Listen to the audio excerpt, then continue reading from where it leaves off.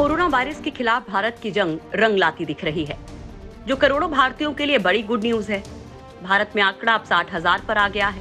पिछले एक सप्ताह से वैसे भी ये रफ्तार 70,000 के नीचे ही बनी हुई है और 24 घंटों में कोरोना के 60,000 मामले सामने आए हैं। यह आंकड़ा पिछले 74 दिनों में सबसे कम है। वहीं मौत के आंकड़ों में गिरावट देखी गई है। पिछले 24 घंटे में संक्रमण की वजह से 1600 लोगों की मौत हुई है। इस दौरान सबसे बड़ी राहत की बात यह भी रही कि बीते 24 घंटों में 98,000 लोगों ने कोरोना को मात दी है। इस तरह एक्टिव केस यानी इलाज करा रहे मरीजों की संख्या में रिकॉर्ड कमी देखी गई है। फिलहाल देश में एक्टिव केस की संख्या घटकर 7,60,000 हो गई है। फिलहाल सबसे अच्छी बात यह है कि देश में रिकवरी रेट में बढ़ोतरी जारी है और कोरोना से रिकवरी रेट बढ़कर 96.16% हो गया है। तो वैक्सीन के मोर्चे पर बड़ी खबर यह है कि भारत में अब तक 27 करोड़ 24 लाख वैक्सीन की डोज लगाई जा चुकी है। देश में पिछले 24 घंटे में कोरोना वायरस की 33 लाख वैक्सीन लगाई गई हैं। वहीं भारतीय चिकित्सा अनुसंधान परिषद ने बताया कि भारत में बीते 24 घंटों में कोरोना वायरस के लिए 19 लाख सैंपल की जांच की गई है। 2 महीने के भीतर आ सकती है कोरोना की तीसरी लहर। एम्स चीफ रणदीप गुलेरिया का कोरोना पर बड़ा दावा। जून महीने में भारत को कोरोना की दूसरी लहर से थोड़ी राहत मिलती दिख रही है, लेकिन ये पूरी तरह मंद नहीं पड़ी है। इस बीच भारत में कोरोना वायरस की तीसरी लहर आने की भी आशंका जाहिर की गई है और अब एम्स के चीफ रणदीप गुलेरिया ने बयान दिया है कि अगले 6 से 8 हफ्तों में यानी कि 2 महीने के अंदर भारत में कोविड-19 की तीसरी लहर दस्तक दे सकती है।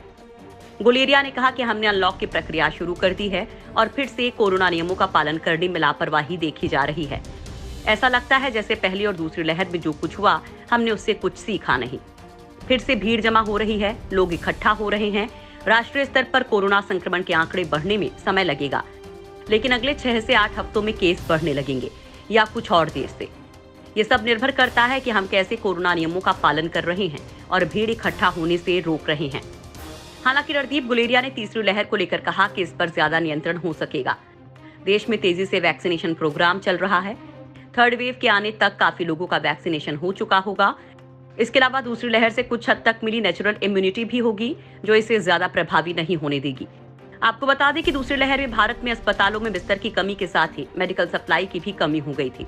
दूसरी लहर के बीच कई राज्यों ने सख्त प्रतिबंध लागू किए थे, जिनमें अब ढील दी जा रही है।